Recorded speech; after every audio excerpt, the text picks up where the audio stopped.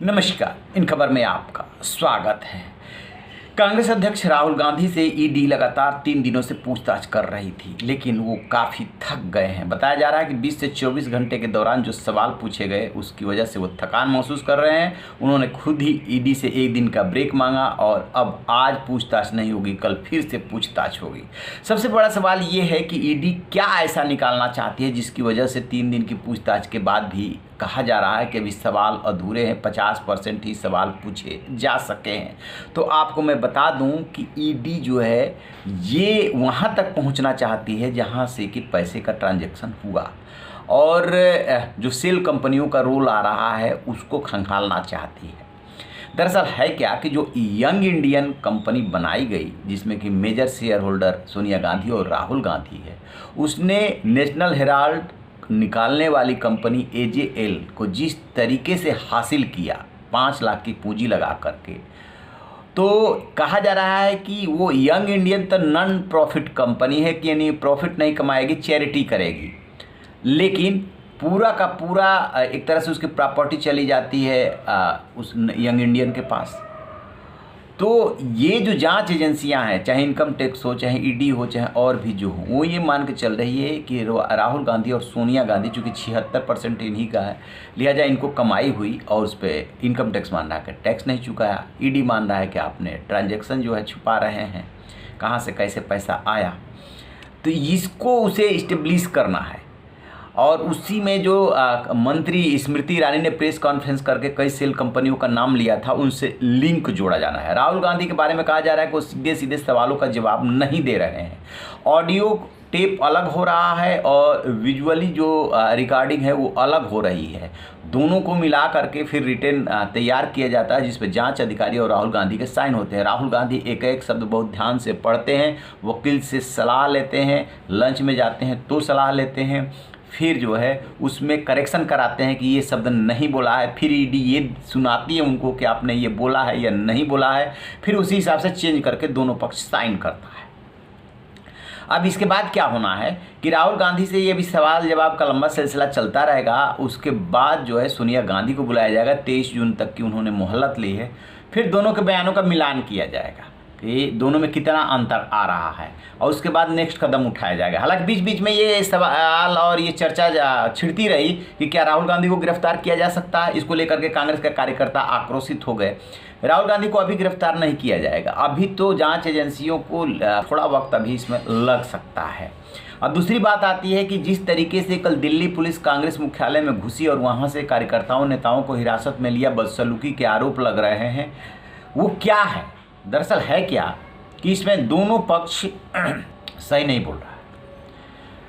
एक पक्ष की तरफ से कांग्रेस कार्यकर्ता जो आंदोलन कर रहे हैं उसको रोका जा रहा है कि आप ईडी ऑफिस नहीं जा सकते, यानी कि दिल्ली पुलिस की तरफ से, और दूसरा पक्ष कह रहा है कि आप मेरे प्रदर्शन के अधिकार को कैसे छीन सकते हैं, कैसे रोक सकते हैं, ये हमारा लोकतांत्रिक अधिकार है। आज तक नहीं हुआ कि कोई किसी पार्टी के मुख्यालय में घुस करके उसके कार्यकर्ताओं नेताओं को पीटा जाए। फिर सचिन पायलट जैसे नेता जो सवाल उठा रहे हैं और कांग्रेस के नेता जो ये बात बोल रहे हैं कि देखिए संस्थाओं को दबाया जा रहा है, उनको क्रश किया जा रहा है। अब उसका नतीजा क्या होगा कि जो आज सोच रहे हैं कि हमारे ऊपर बुलडोजर नहीं चला या हम पे लाठियाँ नहीं पड़ी, कल हो सकता है कि उनका नंबर आए। जो उत्तर प्रदेश का मामला हुआ है उसे भी कांग्रेस जोड़ रही है, जो प्रयागराज में बुलडोजर चला है, कि कानून आप अपने हाथ में कैसे ले सकते हैं। मान लीजिए कि आप सरकार है, आपके पास सत्ता है, आप जो चाहे कर सकते हैं, लेकिन जो रूल ऑफ लॉ है वो आपको ये मकान तोड़ने की इजाज़त नहीं देता है। किस आधार पर मकान तोड़ते हैं और जो क्राइम करता है तभी क्यों मकान तोड़े जाते हैं। यदि उसका अवैध निर्माण है तो आगे या पीछे भी टूट सकता है। इसका मतलब कि सीधे सीधे इसमें बदले की भावना है, आपको क्रश करने की भावना है।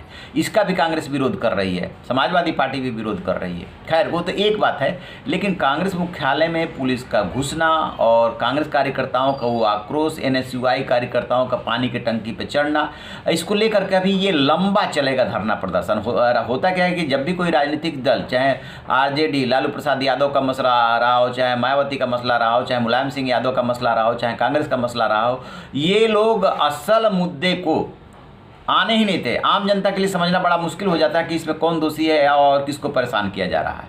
वो क्या करते हैं कि इसको बोलते देते हैं कि राजनीतिक बदले की भावना से किया जा रहा है, कार्यकर्ता सड़कों पे उतर जाते हैं, फिर जो है आम जनता नहीं समझ पाती कौन सही है और कौन गलत है। सरकार कहती है कि नहीं है ये इन्होंने किया है, और उधर से होता है कि नहीं तो राजनीतिक बदले की भावना से किया जा रहा है। हकीकत क्या है? तो हकीकत ये तय मानिए कि जो नेशनल हेराल्ड केस है, इसमें जिस तरीके से यंग इंडियन बना करके और एजीएल की प्रॉपर्टी और संपत्ति पे कब्जा किया गया, कांग्रेस ने पहले 90 करोड़ का लोन दिया, फिर उसको माफ़ कर दिया। इसमें प्राइमा फेसाई देखेंगे तो ऐसा लगता है कि एक वो कंपनी जो कि नेशनल हेराल्ड, नवजीवन, कौमी आवाज़ जैसे अखबार को निकाल रही थी, उसकी देश भर में जो संपत्तियां हैं कहीं ना कहीं उस पर कब्जे की कोशिश हुई। अदरवाइज जहां हजारों स्वतंत्र एजीएल में शेयर था, वो कंपनी एक अपनी जगह पे पंडित जवाहरलाल नेहरू के नेतृत्व में ये सब कुछ हो रहा था, निकल रहा था। बाद में प्रधानमंत्री बन गए तो उन्होंने पद छोड़ दिया था। और दूसरी तरफ एक माँ बेटे बनाते हैं कंपनी जिसमें 76% उनके शेयर होते हैं और 24% 3-4 कांग्रेस नेताओं के होते हैं, जिसमें ऑस्कर फर्नांडिस, मोतीलाल वोरा, सुमन दुबे वगैरह वगैरह शामिल थे।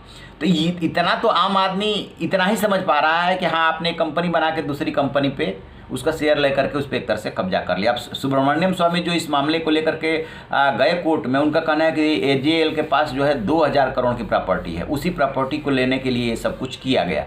तो जांच एजेंसी यदि जांच कर रही है तो इसमें इतना आसमान जो है सिर पे लेने की जरूरत नहीं है, जांच होने दीजिए। और दूसरे पक्ष से भी, सत्ता पक्ष से भी ऐसा कोई काम नहीं होना चाहिए जिसे साफ साफ दिखे कि बदले की भावना से ये सब कुछ हो रहा है। कई बार आपको जब आप सत्ता में होते हैं तो धैर्य का परिचय देना होता है। अदरवाइज यदि संस्थाओं के क्षरण का आरोप लगेगा, जुडिशियरी के, चुनाव आयोग के, मीडिया के, तो जो आम जनता है, जो आम लोग है, वो शक के नज़रिए से देखने लगेंगे और इससे लोकतंत्र का बड़ा नुकसान होगा। तो आप रहिए बेखबर, देखते रहिए इन खबर। Thank you. इन खबर चैनल को सब्सक्राइब करें।